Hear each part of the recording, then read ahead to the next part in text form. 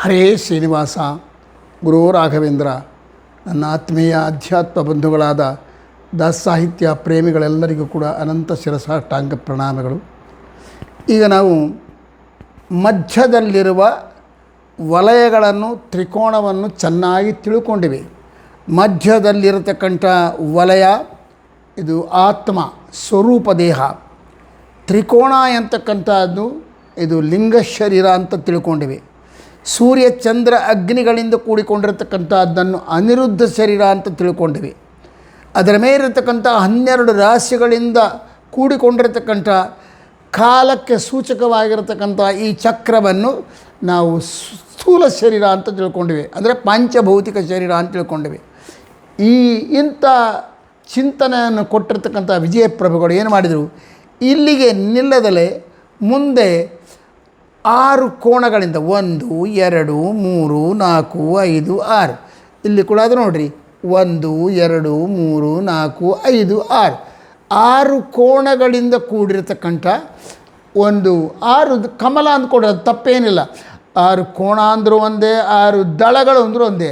6 ದಳಗಳು ಅಂದರೆ 6 ದಳಗಳಿಂದ ಕೂಡಿದ ಒಂದು ಕಮಲವನ್ನು, ಅಥವಾ 6 ಷಟ್ ಕೋಣಗಳಿಂದ ಕೂಡಿದ 2 ತ್ರಿಕೋಣ. ಇದೊಂದು ತ್ರಿಕೋಣ ನೋಡಿರಲಿ, ಮತ್ತು ಗೊತ್ತಾದ್ದು ಇದು ತಲೆ ಕೆಳಗಾಗಿರ್ತಕ್ಕಂಥ ಪೂರ್ವಕ್ಕೆ ಮೂಲಿ ಇರತಕ್ಕಂಥ ತ್ರಿಕೋಣ ಒಂದು, ಇದು ಒಂದು ತ್ರಿಕೋಣ. ಇದ್ರ ಮೇಲೆ ಏನು ಮಾಡಿದರು, ಇದೇ ತ್ರಿಕೋಣವನ್ನು ತಲೆ ಕೆಳಗೆ ಮಾಡಿದರು, ಇದು ಒಂದು ತ್ರಿಕೋಣ. ಸೊ 2 ತ್ರಿಕೋಣವನ್ನು ಸೇರಿಸಿದಾಗ ಏನಾಗ್ತದೆ, 6 ಮೂಲೆಗಳು ಬರ್ತವೆ. ಇಂಥ 6 ಮೂಲೆಗಳಿಂದ ಕೂಡಿದ ಒಂದು ವಲಯವನ್ನು ರಚನೆ ಮಾಡಿದರು. ಇದರ ಮೇಲೆ ಮತ್ತೇನು ಮಾಡಿದರು, 8 ದಳಗಳಿಂದ 1 2 3 4 5 6 7 8 ದಳಗಳಿಂದ ಕೂಡಿಕೊಂಡಿರ್ತಕ್ಕಂಥ ಒಂದು ವಲಯವನ್ನು ನಿರ್ಮಾಣ ಮಾಡಿದರು. ಅದರ ಮೇಲೆ 12 ದಳಗಳು, ಇಲ್ಲಿ ಅವ ಸ್ಪಷ್ಟ ಕಾಣಿಸ್ತದೆ ನಿಮಗೆ, 1 2 3 4 12 ದಳಗಳಿಂದ ಕೂಡಿಕೊಂಡಿರ್ತಕ್ಕಂಥ ಮತ್ತೊಂದು ವಲಯವನ್ನು ನಿರ್ಮಾಣ ಮಾಡಿದರು. ಅದರ ಮೇಲೆ 24 ದಳಗಳು, 1 2 3 4 5 6 7 8 9 10 24 ಇದರಂತೆ 24 ದಳಗಳಿಂದ ಕೂಡಿಕೊಂಡಿರ್ತಕ್ಕಂಥ ಮತ್ತೊಂದು ವಲಯವನ್ನು ನಿರ್ಣಯ ಮಾಡಿದರು. ಅದರ ಮೇಲೆ 51 ದಳ, 1 2 3 4 5 51 ದಳಗಳಿಂದ ಕೂಡಿದ ಒಂದು ಪದ್ಮವನ್ನು, ಒಂದು ವಲಯವನ್ನು ನಿರ್ಮಾಣ ಮಾಡಿದರು. ಅಂದರೆ ಈ ಸ್ವರೂಪ, ಲಿಂಗ, ಅನಿರುದ್ಧ, ಸ್ಥೂಲ ಶರೀರಗಳ ಮೇಲೆ ಮತ್ತೆ 5 ವಲಯಗಳನ್ನು ರಚನೆ ಮಾಡಿದರು. ಯಾಕೆ ರಚನೆ ಮಾಡಿದರು, ಅವುಗಳ ಉದ್ದೇಶ ಏನಂದರೆ ಇದರ ಬಗ್ಗೆ ವಿವರಣೆ ಕೊಡೋದೇ ಇದು. ಇಲ್ಲಿರ್ತಕ್ಕಂಥ ಒಳಗಿರ್ತಕ್ಕಂಥ 3 ವಲಯಗಳೇನವಲ್ಲ, ತ್ರಿಕೋಣದಿಂದ ಕೂಡಿರ್ತಕ್ಕಂಥ 3 ವಲಯಗಳು, ಅವು ಶರೀರ ಅಂತ ಹೇಳಿದವಲ್ಲ, ಆ ಶರೀರದ ವೈಶಿಷ್ಟ್ಯ ಏನು, ಅದರ ಪ್ರಭಾವ ಎಂಥದ್ದು, ಅದರ ರೂಪಕಲ್ಪನೆ ಕೊಡಲಿಕ್ಕಾಗಿಯೇ 5 ವಲಯಗಳನ್ನು ರಚನೆ ಮಾಡಿದ್ದಾರೆ. ನಮ್ಮ ಶಾಸ್ತ್ರಕಾರರು ಒಂದು ಮಾತು ಹೇಳ್ತಾರೆ, ನಮಗೆ 4 ಶರೀರ, ಭಾಳ ಶರೀರಗಳವೇ, ಎಲ್ಲ ಶರೀರಗಳ ಬಗ್ಗೆ ಬೇಡ, 4 ಶರೀರ ಪ್ರಧಾನವಾದದ್ದು. ನನ್ನ ಆತ್ಮ ಎಂಬುದು ಒಂದು ಶರೀರ, ಅದರ ಮೇಲೆ ಇರತಕ್ಕಂಥ ಲಿಂಗ ಅಂತಕ್ಕಂಥ ಒಂದು ಶರೀರ, ಲಿಂಗ ಶರೀರ, ಅದರ ಮೇಲೆ ಅನಿರುದ್ಧ ಅಂತಕ್ಕಂಥದ್ದು ಒಂದು ಶರೀರ, ಆಮೇಲೆ ಸ್ಥೂಲ ಅಂತಕ್ಕಂಥದ್ದು ಪಂಚಭೌತಿಕವಾಗಿರತಕ್ಕಂಥ 24 ತತ್ವಗಳಿಂದ ಕೂಡಿದ ಈ ಮೇಲೆ ಕಾಣಿಸ್ತಕ್ಕಂಥ ಶರೀರ ಒಂದು ಅಂತ ಮಾಡಿದರು. ಇಷ್ಟಕ್ಕೆ ಅಲ್ಲಂತೆ, ಇದರ ಮೇಲೆ 5 ಆವರಣಗಳು ಇರ್ತಾವಂತೆ. ಎಲ್ಲ ಶಾಸ್ತ್ರಕಾರರು ಹೇಳಿದ ಮಾತು. ಯಾವುದು ಇದರ ಮೇಲೆ ಅಂದರೆ ಅದು ಕಾಣಿಸೋದಿಲ್ಲ. ಇವು ನಮಗೆ ಒಂದೇ ಕಾಣಿಸೋದು, ನಮಗೆ ಶರೀರ ಯಾವುದು, ಸ್ಥೂಲ ಶರೀರ ಮಾತ್ರ ಕಾಣಿಸ್ತದೆ. ಇದರ ಒಳಗಿರ್ತಕ್ಕಂಥ ಅನಿರುದ್ಧ ಶರೀರ ನಮಗೆ ಕಾಣಿಸ್ತಲ್ಲ. ಶಾಸ್ತ್ರಗಳು ಹೇಳ್ತಾವ ಅದನ್ನು ತಿಳಿಬೇಕು. ಅದರ ಒಳಗಿರ್ತಕ್ಕಂಥ ಲಿಂಗ ಶರೀರ ನಮಗೆ ಕಾಣಿಸ್ತಲ್ಲ. ಅದರ ಒಳಗಿರ್ತಕ್ಕಂಥ ನಮ್ಮ ಆತ್ಮ ಅಂತಕ್ಕಂಥ ಒಂದು ಶರೀರ ಏನದಲ್ಲ, ಅದು ನಮಗೆ ಕಾಣಿಸೋದಿಲ್ಲ. ಆದರೆ ನಿಮಗೊಂದು ಮಾತು ಹೇಳಿದರೆ ಒಪ್ತೀರಿ ಅಂದ್ಕೋತೀನಿ ನಾನು. ನಮ್ಮ ಭಾರತದಲ್ಲಿ ಇನ್ಸ್ಟಂಟ್ ವೀಕ್ಲಿ ಅಂತ ಒಂದು ಪೇಪರ್ ಇತ್ತು, ಇನ್ಸ್ಟಂಟ್ ವೀಕ್ಲಿ ಅಂತ ಹೇಳಿ. ಅದು ಬಹಳ ಹಳೆಯ ಪೇಪರ್, ಅದು ಭಾಳದು ಇಂಗ್ಲೀಷ್ನಲ್ಲಿ ಭಾಳ ಶ್ರೇಷ್ಠವಾಗಿರ್ತಕ್ಕಂಥ ಸ್ಟ್ಯಾಂಡರ್ಡ್ ಆಗಿರ್ತಕ್ಕಂಥ ಪೇಪರ್. ಇವಾಗ ವೀಕ್ಲಿಗಳು ಬೇಕಾದಷ್ಟು ಬರ್ತವೆ, ಅವರಲ್ಲಿ ಕಲ್ಪನೆ ಇರ್ತದೆ, ಸುಳ್ಳು ಇರ್ತದೆ, ಇನ್ನೊಂದು ಇರ್ತದೆ, ಏನೊಂದು ಬರ್ತದೆ. ಆ ಇನ್ಸ್ಟಂಟ್ ವೀಕ್ಲಿ ಅಂತಕ್ಕಂಥ ಪೇಪರು ಭಾಳ ಸ್ಟ್ಯಾಂಡರ್ಡ್ ಆದ ಪೇಪರ್ ಅಂತ ಪ್ರಸಿದ್ಧವಾಗಿತ್ತು. ಆ ಇನ್ಸ್ಟಂಟ್ ವೀಕ್ಲಿಯಲ್ಲಿ ನನಗೆ ತಿಳಿದ ಮಟ್ಟಿಗೆ ನಾನು ಸುಮಾರು 30 ವರ್ಷದ ಕೆಳಗೆ, ಇದು ಒಂದು 30-40 ವರ್ಷದ ಕೆಳಗೆ ಒಂದು ವಾರ್ತೆ ಬಂದಿತ್ತು. ಏನು ಗೊತ್ತನಾ, ಒಬ್ಬ ವಿಜ್ಞಾನಿ ತನ್ನ ಎಕ್ಸ್ರೇ, ಅವನೊಂದು ಎಕ್ಸ್ರೇ ನಿರ್ಮಾಣ ಮಾಡಿದಂತೆ. ಆ ಎಕ್ಸ್ರೇ ಅಂದರೆ ಏನು ಮಾಡ್ತೀವಿ ಇವಾಗ, ಎಕ್ಸ್ರೇ ಅವುಗಳವಲ್ಲ, ನಮ್ಮ ಎಲುಬು ಎಮಿಕೆ ಮುರಿದನ ಅಥವಾ ಹಾರ್ಟ್ನಲ್ಲಿ ಏನಾದರೂ ಕಫ ಸೇರಿದ್ರೆ ಅಂದರೆ ಎಕ್ಸ್ರೇ ತೆಗೆಸ್ತಾರೆ. ಆಗ ಆ ಎಕ್ಸ್ರೇ ಕಿರಣಗಳು ಈ ದೇಹವನ್ನು ದಾಟಿ ಒಳಗೆ ಹೋಗಿ ಒಳಗಿರ್ತಕ್ಕಂಥ ಪರಿಸ್ಥಿತಿಯನ್ನು ತೋರಿಸ್ತದೆ. ಅದು ಎಮಿಕೆ ಮುರಿದಿತ್ತು ಅಂತಂದರೆ ಕೈ ಹಿಂಗೆ ಅದ್ರ ಕೈ ಇಟ್ಟು ಅಂದರೆ ಆ ಎಕ್ಸ್ರೇ ಕಿರಣಗಳು ಈ ಕೈಯ ಮೇಲ್ಭಾಗವನ್ನು ಚರ್ಮಗಳನ್ನೆಲ್ಲ ದಾಟಿ ಒಳಗೆ ಹೋಗಿ ಆ ಎಲುಬನ್ನು ಫೋಟೋ ತೆಗೆದು ಎಲ್ಲಿ ಮುರಿದದ ಅಂತ ತೋರಿಸ್ತದೆ. ಅಂಥ ಒಂದು ಎಕ್ಸ್ರೇಯನ್ನು ಇವಾಗೇನು ಎಲುಬುಗಳು ಮುರಿದರೆ ನಮ್ಮ ದೇಹದಲ್ಲಿ ಏನಾದರೂ ಪ್ರಾಬ್ಲಮ್ ಆಗಿದ್ದರೆ ನೋಡ್ಲಿಕ್ಕಾಗಿ ಏನು ಎಕ್ಸ್ರೇ ಮಿಷನ್ಸ್ ಅಂತ ಇಟ್ಟಿದ್ದಾರಲ್ಲ, ಅದಕ್ಕಿಂತ ಬಹಳ ಬಹಳ ಬಹಳ ಪವರ್ಫುಲ್ಲಾಗಿರ್ತಕ್ಕಂಥ ಎಕ್ಸ್ರೇನ ತಯಾರು ಮಾಡಿದ್ನಂತೆ. ಅದು ಫೋಟೋ ಕೂಡ ಹಾಕಿದ್ರು. ನಾನೇನು ಕಲ್ಪನೆಯಲ್ಲಿ ಹೇಳ್ತಾ ಇಲ್ಲ. ಒಂದು 30-40 ವರ್ಷದ ಕೆಳಗಿನ ಇನ್ಸ್ಟೆಂಟ್ ವೀಕಲ್ಗಳನ್ನು ತೆಗೆದು ನೋಡಿದರೆ ನಿಮಗೆ ಗೊತ್ತಾಗಬಹುದು. ಅದರಲ್ಲಿ ಅವನು ತಾನು ತಯಾರು ಮಾಡಿದ ಎಕ್ಸ್ರೇಯನ್ನು ಒಬ್ಬ ವ್ಯಕ್ತಿಯ ದೇಹದ ಮೇಲೆ ಪ್ರಸಾರ ಮಾಡಿದಂತೆ ಅವನಿಗೇನು ಕಂಡದ ಗೊತ್ತನ, ಈ ದೇಹದ ಒಳಗೆ ಮತ್ತೊಂದು ದೇಹ ಕಂಡದ ಅವನಿಗೆ. ಇದು ರಿಯಲ್ ಫ್ಯಾಕ್ಟ್ ನಾನು ಹೇಳ್ತಾ ಇರೋದು. ಇದು ಇನ್ಸ್ಟೆಂಟ್ ವೀಕ್ಲಿ ಅಂತಕ್ಕಂಥ ಪತ್ರಿಕೆಯಲ್ಲಿ ಈಗ ಬರ್ತಾವೆ ಪತ್ರಿಕೆಗಳು. ಆತ್ಮ ಎದ್ದು ಹೋದಂತೆ ಅವೆಲ್ಲ ಅದಕ್ಕೆ ಬಗಲಾಗೆ ಬರೆದ ಕಲ್ಪನೆ ಅಂತ ಬರೆದು ಬಿಟ್ಟಿರ್ತಾರೆ. ಅವೆಲ್ಲ ಅವನು ಇನ್ಸ್ಟೆಂಟ್ ವೀಕ್ಲಿಯಲ್ಲಿ ಬರೆದಿದ್ದು. ಅವನು ಎಕ್ಸ್ರೇ ತೆಗೆದಾಗ ಈ ದೇಹದ ಒಳಗೆ ಎಲುಬು ಪಲಬು ಅವು ಕಾಣಿಸಿಲ್ಲ, ಅವೆಲ್ಲವನ್ನು ದಾಟಿ ಈ ಹೃದಯ ಸ್ಥಾನದಲ್ಲಿ ಮತ್ತೊಂದು ಶರೀರ ಇದ್ದಂತೆ ಅವನಿಗೆ ಸ್ಪಷ್ಟವಾಗಿ ಕಂಡದು. ಅದನ್ನು ಪಿಕ್ಚರ್ ಕೂಡ ಅವತ್ತು ಹಾಕಿದ್ರು. ನಾನು ಅದನ್ನು ಎಲ್ಲ ಕಡೆ ಹೇಳ್ತಾ ಇರ್ತೀನಿ. ನಾನು ನೋಡಿದ್ದಿದ್ದು ಮತ್ತು ದೊಡ್ಡವರಿನ್ನ ಬೇರೆ ಎಲ್ಲರೂ ನೋಡಿರ್ತಾರೆ ಇದ್ರ ಬಗ್ಗೆ ಬೇರೆ ಗೊತ್ತಿರ್ತಾರೆ. ಸೊ ನಮ್ಮ ದೇಹದ ಒಳಗಡೆ ಮತ್ತೆ 3 ದೇಹ ಅವೆ. ಈ ದೇಹದ ಮೇಲೆ ಅವು ನಮಗೆ ಕಾಣಿಸೋದಿಲ್ಲ, ಒಳಗವ. ಅದರಂತೆ ಈ ನಮ್ಮ ದೇಹದ ಮೇಲೆ 5 ಆಭರಣಗಳವಂತೆ. ಅವ್ಯಾವುದು? ಅನಿರುದ್ಧ, ಪ್ರದ್ಯುಮ್ನ, ಇದು ಅನಿರುದ್ಧ, ಇದು ಪ್ರದ್ಯುಮ್ನ, ಇದು ಸಂಕರ್ಷಣ, ಇದು ವಸುದೇವ, ಇದು ನಾರಾಯಣ. 5 ಆಭರಣಗಳು. ಅದಕ್ಕೆ ಇದನ್ನು ಹೇಗೆ ತಿಳ್ಕೋಬೇಕು ನಾವು ಅಂತಂದಾಗ, ಇದು ಜ್ಞಾನಿಗಳಿಗೆ ಅಭಿವ್ಯಕ್ತ ಆಗ್ತಾ ಇರ್ತಂತೆ. ಜ್ಞಾನಿಗಳಿಗೆ ಕಾಣಿಸ್ತದೆ, ಜ್ಞಾನಿಗಳ ದೇಹ ಸುತ್ತಲೂ ಇರ್ತದಂತೆ. ಅದು ಜ್ಞಾನಿಗೆ ಮಾತ್ರ ಕಾಣಿಸ್ತದೆ, ಎಲ್ಲರಿಗೆ ಕಾಣಿಸ್ತದಲ್ಲ. ನಾವು ರಾಘವೇಂದ್ರರಾವಿಗೆ ನನ್ನ ಎದುರಿಗೆ ಒಬ್ಬರು ಕೂತ್ಕೊಂಡಿದ್ದಾರೆ, ನನ್ನ ಹೆಂಡತಿ ಕೂತ್ಕೊಂಡಿದ್ದಾಳೆ. ಅವಳು ನೋಡಿದರೆ ಅವಳ ಮೇಲೆ 5 ಆಭರಣ ಕಾಣಿಸೋದಿಲ್ಲ. ರಾಘವೇಂದ್ರರಾವ್ ತಲೆ ಮೇಲೆ 5 ಆಭರಣ ಕಾಣಿಸೋದಿಲ್ಲ. ಒಬ್ಬ ಜ್ಞಾನಿಗೆ ಇನ್ನೊಬ್ಬ ಜ್ಞಾನಿಯ ಮೇಲಿರ್ತಕ್ಕಂಥ ಆಭರಣಗಳು ಕಾಣಿಸ್ತವೆ. ಅದಕ್ಕೆ ಏನು ಮಾಡ್ತಾರೆ ಅಂದರೆ, ಅದಕ್ಕೆ ಸಿಂಬಾಲಿಕ್ಕಾಗಿ ಫೋಟೋಗಳು ಬರೀತಾರೆ, ಚಿತ್ರಗಳು ಬರೀತಾರಲ್ಲ. ದೊಡ್ಡ ಜ್ಞಾನಿಗಳ ಚಿತ್ರ ಬರೆದಾಗ ಒಂದು ಸುತ್ತಲೂ ಒಂದು ಬೆಳ್ಳಗೆ ಕಿರಣ ಹಾಕುತ್ತಾರೆ.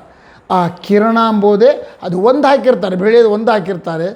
ಆದರೆ ನಮ್ಮ ಸುತ್ತಲೂ ಪ್ರತಿ ಮಾನವ ಒಬ್ಬರದಲ್ಲ, ಅದು ಅವನವನ ಯೋಗ್ಯತೆಗೆ ತಕ್ಕಂತೆ ಇರ್ತಾನೆ. ಅದು ಭಗವಂತ ಇರ್ತಾನೆ ಹಾಗೆ.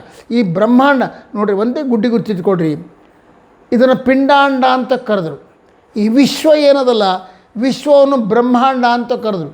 ಏನಿಲ್ಲ, ಬಹಳ ಸ್ಥೂಲವಾದದ್ದು, ದೊಡ್ಡದಾಗಿರ್ತಕ್ಕಂಥದ್ದು ಬ್ರಹ್ಮಾಂಡ.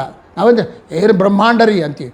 ಬ್ರಹ್ಮಾಂಡ ಎಂಬ ಶಬ್ದ ಬಹಳ ದೊಡ್ಡದು, ಬಹಳ ವಿಶಾಲವಾದದ್ದು, ವಿಸ್ತಾರವಾದದ್ದು ಎಂಬ ಅರ್ಥದಲ್ಲಿ ಬ್ರಹ್ಮಾಂಡ ಎಂಬ ಶಬ್ದ ಆಟೋಮೆಟಿಕ್ಕಾಗಿ ಪ್ರಯೋಗ ಆಗಿದೆ.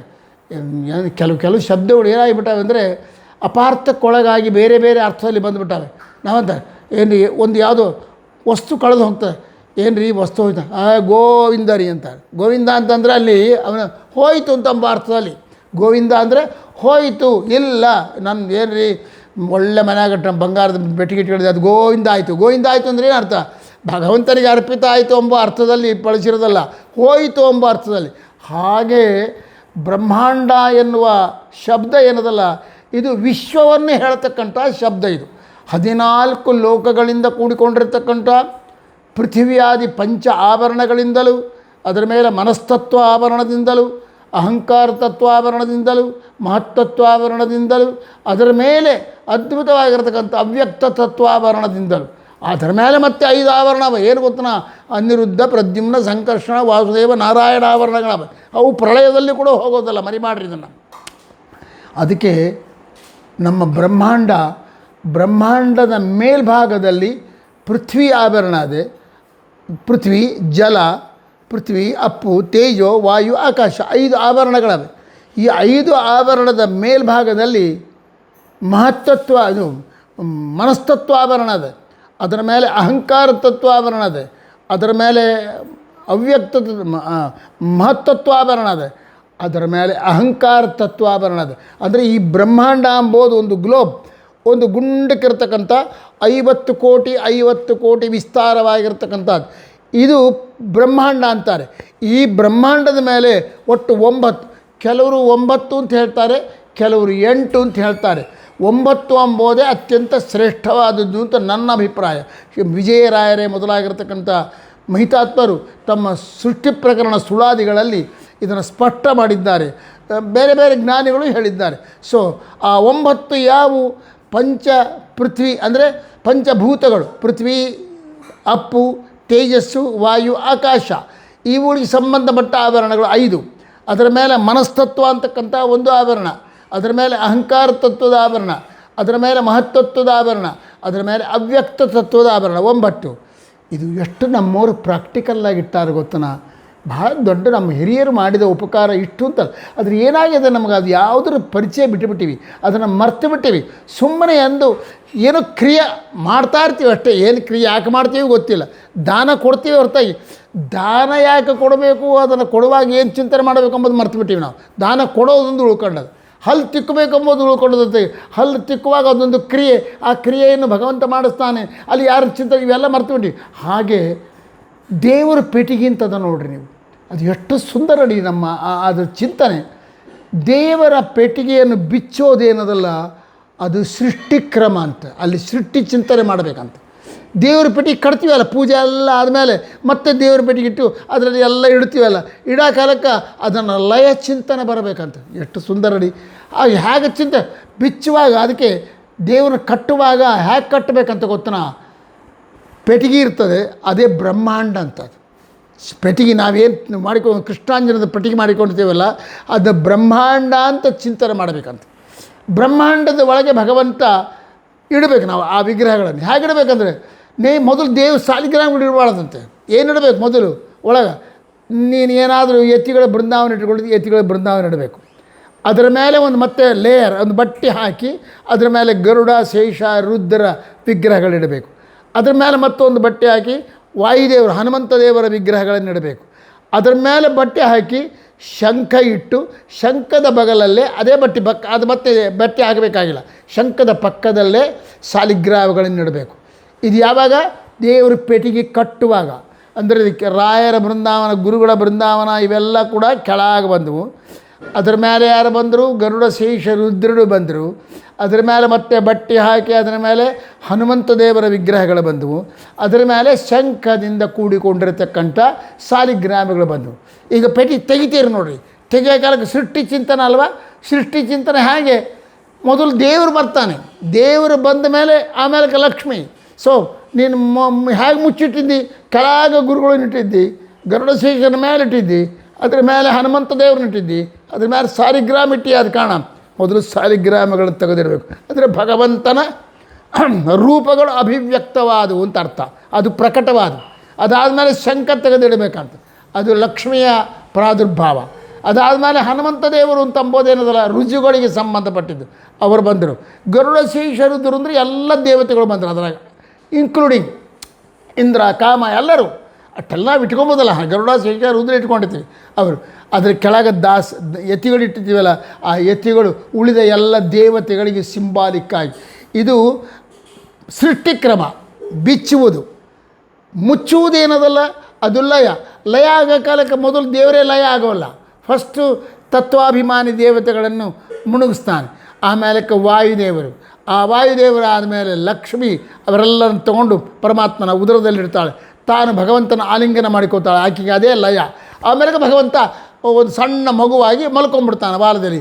ಸೊ ಈ ಪೆಟ್ಟಿಗೆ ಕಟ್ಟುವಾಗ ಲಯ ಚಿಂತನೆ ಮಾಡಬೇಕು, ಪೆಟ್ಟಿಗೆಯನ್ನು ಬಿಚ್ಚುವಾಗ ಸೃಷ್ಟಿ ಚಿಂತನೆ ಮಾಡಬೇಕು. ಇದಕ್ಕಿಂತ ಅದ್ಭುತ ಇನ್ನೊಂದೇನು ಗೊತ್ತಾ? ಆ ಪೆಟ್ಟಿಗೆ ಕಟ್ಟಿದ ಮೇಲೆ ಏನು ಮಾಡ್ತೀವಿ ಗೊತ್ತಾ? ಮೇಲೆ ಒಂದು ದಾರ ಸುತ್ತೀವಿ. ಇದು ಇವತ್ತು ಅದೆಲ್ಲ ಹೋಗಿಬಿಟ್ಟದು. ನಾನು ಏನು ಅಪಾರ್ಥ ಮಾಡ್ಕೋಬಾರ್ದು, ಯಾರು ಕೂಡ ಯಾರೂ ಅದನ್ನು ಅನುಸರಿಸ್ತಾ ಇಲ್ಲ. ಆದರೆ ಇದನ್ನು ಹೇಳಿದರೆ ಅಹಂಕಾರ ಎಂಬ ಭಾವನಕ್ಕೆ ಹೋಗಬಾಡ್ರಿ. ನಮ್ಮ ಮನೆಯಲ್ಲಿ ನಮ್ಮ ತಾತ ನಮ್ಮ ತಂದೆಯವರು ದೇವರು ಪೆಟ್ಟಿಗೆ ಕಟ್ಟಿದರೆ ಅದರ ಮೇಲೆ ಒಂದು ಸುತ್ತಲಕ್ಕೆ ಒಂದು ಹಗ್ಗ ಮಾಡಿರ್ತಿದ್ರು. ಕಂಬಳದಿಂದ ನಿಂತು ಇಲ್ಲಿ ಒಂದು ಊರದೆ, ಆ ಕಂಬಳದಿನ್ನೆಯ ಕರ್ಣಿಕರು ನಮ್ಮ ತಾತ ನಮ್ಮ ತಂದೆಗೆ ಈ ವರ್ಷಕ್ಕೊಂದು ಸಲ 2 ದಾರಗಳನ್ನು ನೇಯಿಸಿಕೊಡ್ತಾಯಿದ್ರು. ಅವು ಎಷ್ಟು ಬರಬೇಕು ಗೊತ್ತಾ? 9 ರೌಂಡ್ ಬರಬೇಕು.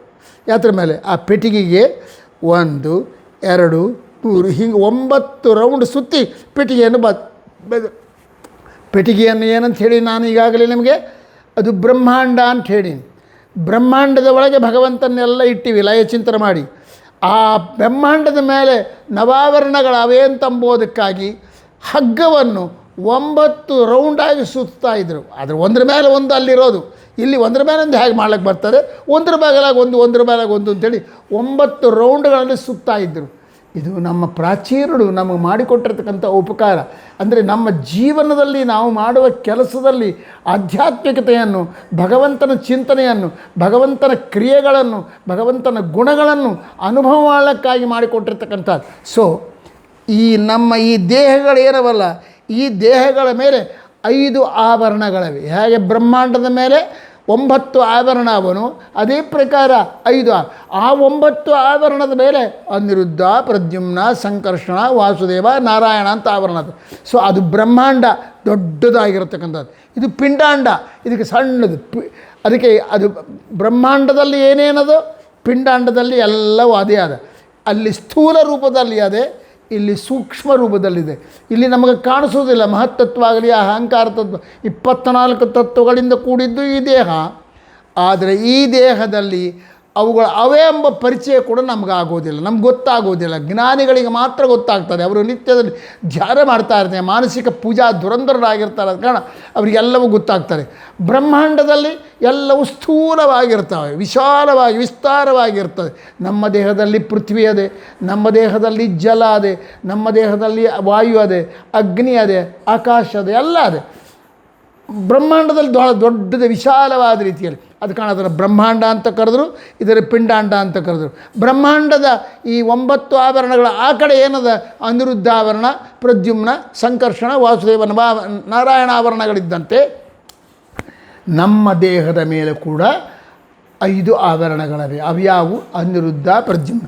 ಅದನ್ನು ಸೂಚನೆ ಮಾಡಲಿಕ್ಕಾಗಿ ವಿಜಯಪ್ರಭುಗಳು ಇದು ದೇಹ ಆದರೆ ಇದು ಸ್ವರೂಪ, ಇದು ಲಿಂಗ, ಇದು ಅನಿರುದ್ಧ, ಇದು ಸ್ಥೂಲ ಶರೀರ ಆದರೆ ಇದರ ಮೇಲೆ 5 ಆಭರಣ ಅವಪ್ಪ. ಅನಿರುದ್ಧ, ಪ್ರದ್ಯುಮ್ನ, ಸಂಕರ್ಷಣ, ವಾಸುದೇವ, ನಾರಾಯಣ ಅಂತಕ್ಕಂಥ ಆಭರಣಗಳವೇ ಅಂತ ತೋರಿಸ್ಲಿಕ್ಕಾಗಿ 5 ವಲಯಗಳನ್ನು ರಚನೆ ಮಾಡಿದರು. 5 ವಲಯಗಳಲ್ಲಿ ಒಂದರಲ್ಲಿ 6 ಕೋಣ, ಒಂದರಲ್ಲಿ 8 ದಳ, ಒಂದರಲ್ಲಿ 12 ದಳ, ಒಂದರಲ್ಲಿ 24 ದಳ, ಒಂದರಲ್ಲಿ 51 ದಳಗಳನ್ನು ಇಟ್ಟರು. ಇವು ಯಾಕೆ ಇಟ್ಟರು? ಇವುಗಳಲ್ಲಿರ್ತಕ್ಕಂಥ ರಹಸ್ಯ ಏನು ಸ್ವಲ್ಪ ನೋಡೋಣ.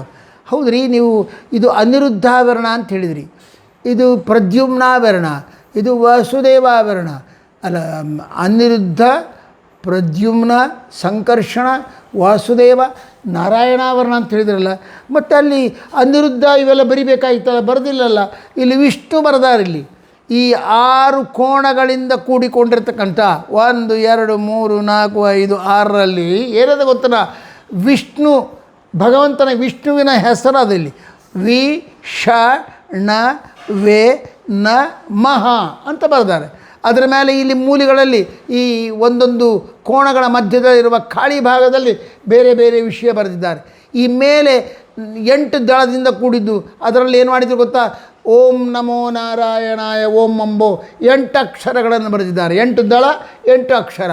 ಆಮೇಲೆ ಮೇಲಿರ್ತಕ್ಕಂಥ 12 ದಳದ ಕಮಲದಲ್ಲಿ ಇದರಲ್ಲಿ ಓಂ ನಮೋ ಭಗವತೆ ವಾಸುದೇವಾಯ ಎಂಬ 12 ಅಕ್ಷರಗಳನ್ನು ಬರೆದಿದ್ದಾರೆ. ಇಲ್ಲಿ ಬಂದು 24 ದಳಗಳಿಂದ ಕೂಡಿದ್ದರಲ್ಲಿ ಗಾಯತ್ರಿ ಮಂತ್ರವನ್ನು ಬರೆದಿದ್ದಾರೆ. ತತ್ ಸವಿತುರ್ವರೆಣ್ಯಂ ಭರ್ಗೋದೇವಿ. ಈ ಮೇಲೆ 51 ದಳಗಳಿಂದ ಇರ್ತಕ್ಕಂಥ ಅದರಲ್ಲಿ ಏನು ಮಾಡಿದ್ದಾರೆ, ಅಜಾದಿ ರೂಪಗಳನ್ನು ಬರೆದಿದ್ದಾರೆ. ಅಜ, ಆನಂದ, ಇಂದ್ರ ಅಂತಕ್ಕಂಥ 51 ರೂಪ. ಮತ್ತು ನೀವು ಹೇಳ್ತೀರಿ ಇದು ಅನಿರುದ್ಧ, ಇದು ಪ್ರದ್ಯುಮ್ನ, ಇದು ಸಂಕರ್ಷಣ, ಇದು ವಾಸುದೇವ, ಇದು ನಾರಾಯಣ ಆಭರಣಗಳು ಅಂತೀರಿ. ಮತ್ತು ಇಲ್ಲಿ ಬರೆದಿರೋದು ವಿಷ್ಣು, ನಾರಾಯಣ, ದ್ವಾದಶ ವಾಸುದೇವ, ಆಮೇಲಕ್ಕೆ ಗಾಯತ್ರಿ, ಆಮೇಲೆ ಅಜಾದಿ ಭಗವದ್ ರೂಪ ಬರೆದಾರಲ್ಲ, ಅದಕ್ಕೆ ಹ್ಯಾಂಗೆ ಟ್ಯಾಲಿ ಮಾಡಬೇಕು. ಸತ್ಯವಾಗಿ ಭಾಳ ಅದ್ಭುತವಾದ ಚಿಂತನೆ ಇದು. ವಿಜಯಪ್ರಭುಗಳು ಮಾಡಿರ್ತಕ್ಕಂಥ ಉಪಕಾರ ನಮ್ಮ ಊಹೆಗೆ ನಿಲುಕದೇ ಇರತಕ್ಕಂಥದ್ದು. ವಿಷ್ಣು ಅಂಬೋ ಈ 6 ದಳದ ಕಮಲ ಅದಲ್ಲ, ಇದರಲ್ಲಿ ವಿಷ್ಣುವಿನ ಷಡಕ್ಷರ ಮಂತ್ರ ಬರೆದಾರಲ್ಲ, ವಿಷ್ಣು ಬೇರೆ ಅಲ್ಲ, ಅನಿರುದ್ಧ ಬೇರೆ ಅಲ್ಲ, ಬರಿಬಾಡ್ರಿ. ಅಂದರೆ ವಿಷ್ಣು ಶಬ್ದಕ್ಕೆ ಏನು ಅರ್ಥ ಅದನೋ ಅದೇ ಅರ್ಥನೇ ಅನಿರುದ್ಧ ಶಬ್ದಕ್ಕದೆ. ಅದು ಹೇಗೆ ನಾಳೆ ನಾವು ಚಿಂತನೆ ಮಾಡೋಣ. ಅದಕ್ಕೆ ಮುಂಚೆ ಇಲ್ಲಿ ಏನದ ಎಂಬುದು ಕೂಡ ತಿಳ್ಕೊಳ್ಳೋಕ್ಕೆ ಪ್ರಯತ್ನ ಮಾಡೋಣ. ಹರೇ ಶ್ರೀನಿವಾಸ, ಗುರೋ ರಾಘವೇಂದ್ರ.